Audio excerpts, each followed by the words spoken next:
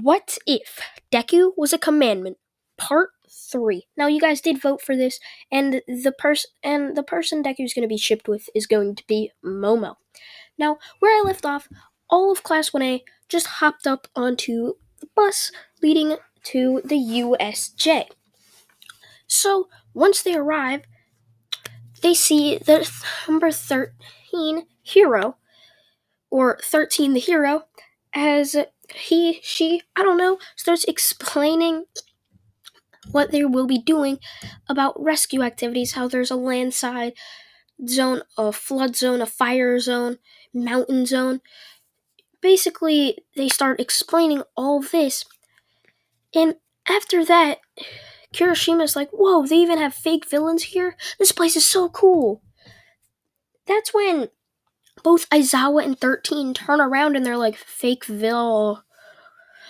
13, protect the students! Aizawa yells this as he jumps down and starts trying to defeat the villains. Izuku tries to stop him, saying that his quirk works best on only one-person scenarios, but Aizawa just explains that you think I could be a hero only having one trick, as he jumps down and starts beating pretty much a bunch of these villains, as they're all shocked, like, what? It's 1v1 heroes destroying us. So, Izuku starts seeing that Aizawa's beating them until he rushes Shigaraki. Izuku doesn't have time to think, as he is being slowly submerged into a sort of watery portal type thing, as he somehow miraculously uses his black energy or demonic energy, demonic flames, whatever you guys want to call it, to jump out, as he is now the only one left there with Ida and 13, as the rest of the students are surrounded throughout the USJ. Now, Aizawa says that must be the final boss, looking straight at Shigaraki. He charges Shigaraki only for a Nomu to come in and punch Aizawa away. Izuku sees this and jumps down and starts trying to defend Aizawa using his flames. Now, this doesn't go too well, as the Nomu's basically dodging all these flames, as Izuku's just like, what? What's going on? Can't do this. As the Nomu just charges right in on Izuku and punches him the other way. Izuku then gets a brilliant idea. The Nomu is getting commands from Shigaraki. So, if he can somehow sever that connection line, the Nomu might stop. So Izuku yells towards the villainous leader, and he's like, yo, villain guy, what type of quirks does this thing have? Shigaraki is like, well, it has shock absorption, healing, super strength. Izuku's like, dang it, I didn't think he'd actually tell me the truth. Suzuku keeps sending walls of flames at him, and he's like, I have to do this faster, as he keeps dodging, but to no effect. Like, he keeps dodging with none of the flames ever hitting him, which just makes Izuku even more desperate. He's like, what should I do?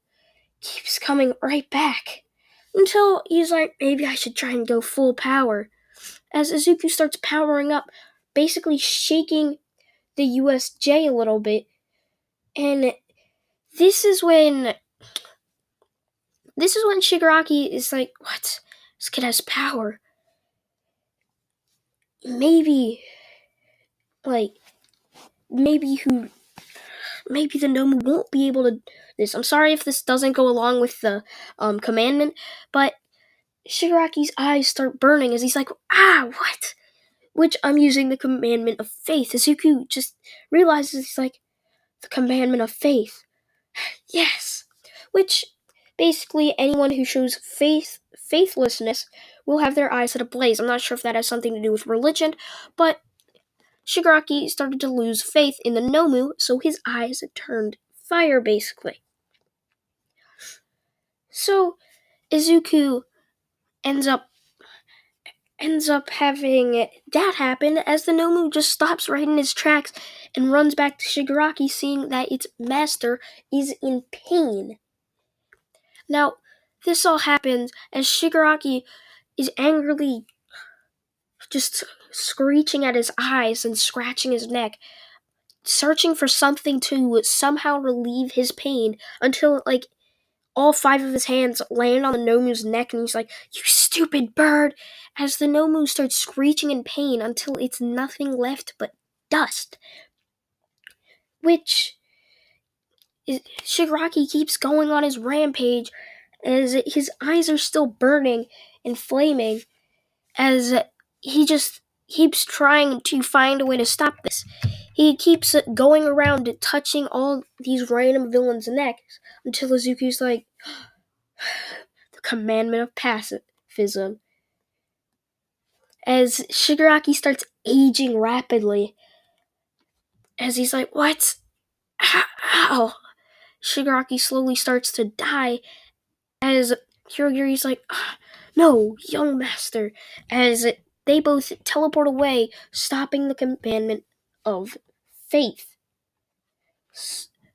So, once that stopped, everyone somehow finds their way back to the middle.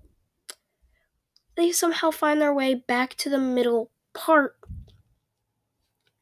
of the USJ. Now, once they're here at the middle part of the USJ, they start looking at each other. They're just so glad Izuku was there to solve out the Nomu problem. Basically, what I'm trying to say is that everyone was so glad that Izuku was there because they knew they would have died if he wasn't there. They would have died if he just wasn't there. They knew that. So they were all thankful and celebrating that they won. They beat the villains. So once they get back, Aizawa announces that they will have 2 weeks to train for the UA Sports Festival along with a 1-week break because of the USJ. So this gets pretty much everyone excited and they're like, yeah, we get a break, alright. They're all cheering, not really aware that they just got attacked by villains. Like, they're looking on the positive side of things. Which I was always kind of shocked about, as he always thought that these were some problem child and they'd be so scared about something else that might happen to them. So, Izuku ends up walking back, but before he can, both Uraraka and Momo run up to him and says, "Hey Izuku, we'd like to know, if we were to go on a date with you, which one of us would you choose?" Izuku looks at them, he's like, which one would I choose? I'd probably say you, Momo. Is your overall nice. While Uraraka, I feel like, isn't as nice as you. She doesn't have as much personality. Uraraka just starts tearing up. So Momo's like, is that a yes to my date request? As Izuku's like, huh? Wait, that was an actual... Oh... Sorry, but I have to train these next 2 weeks, but I mean maybe after the sports festival? Zuku says this before running away, as both Momo and Uraraka are left hugging each other, crying massive waterfalls, as they both see this as some sort of rejection, even though Momo is not crying as much because she still knows Zuku just might, go out with her after the UA Sports Festival. Now, after these 2 weeks are up, Izuku comes back to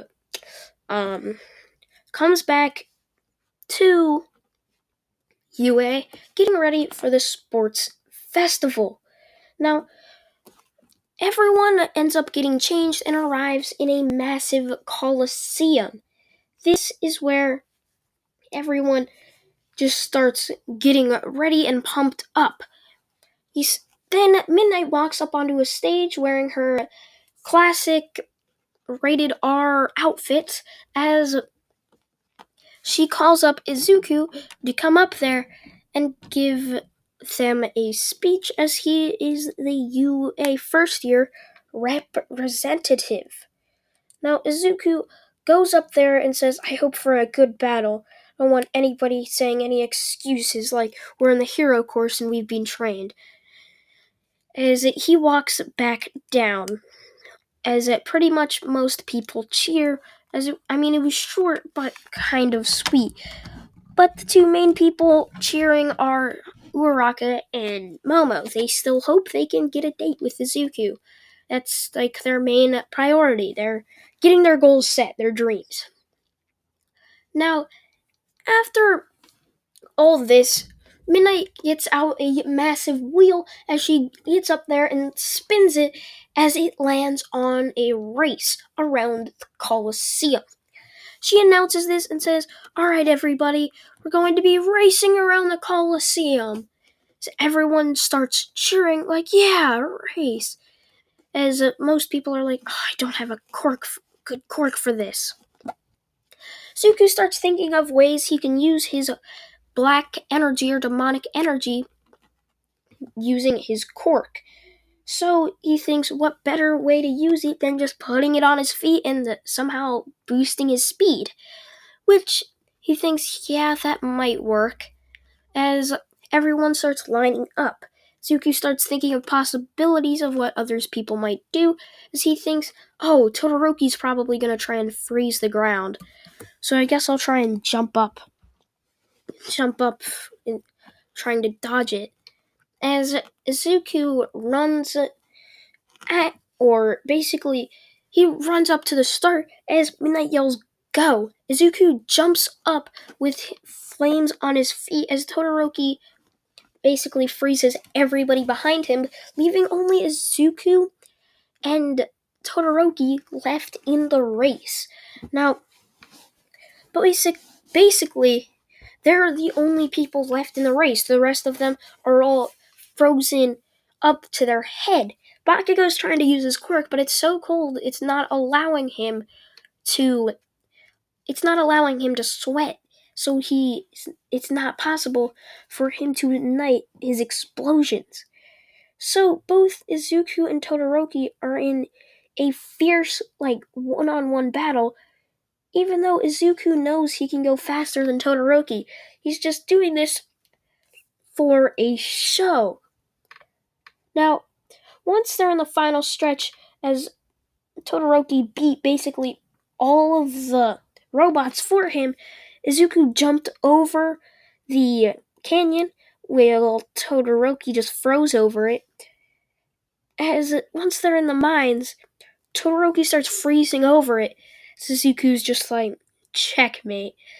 As he slams his hands down on the ice, breaking it, as flames go over his ice and straight onto Todoroki, as the ice underneath him starts breaking as he falls into the mines, blowing it up as he's sent flying and hitting the wall right by the finish line, unconscious, as Izuku just walks past him, wiping his hands from the dust from when he slammed his hands on the ground. He's like, good game, Todoroki, good game. As he crosses the finish line, as everyone's just amazed by the skill and accuracy that Izuku had while basically making Todoroki flame, making Todoroki's ice just easily go up in flames, like it wasn't too cold to where he couldn't just easily, melt it. So after that, Midnight tries to have everybody, their ice melts, but basically everything was already done. Canyon was frozen over. So they just took 40 of the random students and put them together for the next challenge, which just happens to be the cavalry battle. Now, Izuku and Todoroki do not have to face in this, as they were the only two to compete and complete in the race. So, since they don't have to compete in it, they just sit back and watch. Momo and Uraraka having prime teams, Momo being on Bakugo's team, while Uraraka being on just just on a team with like Tetsu Tetsu and Kendo and Tokiyami. These teams ended up gathering the most points.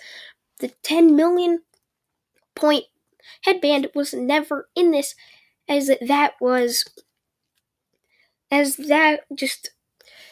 10 million point headband was not in there, as nobody won first place the thing prior, as both Izuku and Todoroki got a free pass into the next round. Now, since two people are already there, that means that the winning teams are going to be cut short a little bit, so they're going to have one person volunteer on each team not to participate in the final thing, which kind of makes people be like, oh, I don't want to volunteer to do that. Then that'd like throw away my fame, my spotlight. But reluctantly, people end up starting to just say, oh, I guess I'll go since nobody else is. Now, once everybody has done that, I'd say the same exact people from the anime are up in the tournament bracket. So that's where I'm going to leave it off, guys. I hope you guys did enjoy part 3 of What If Deku Had a Commandment, and I'm sorry for this video only being around like 17 minutes instead of 20. See ya, guys. Bye.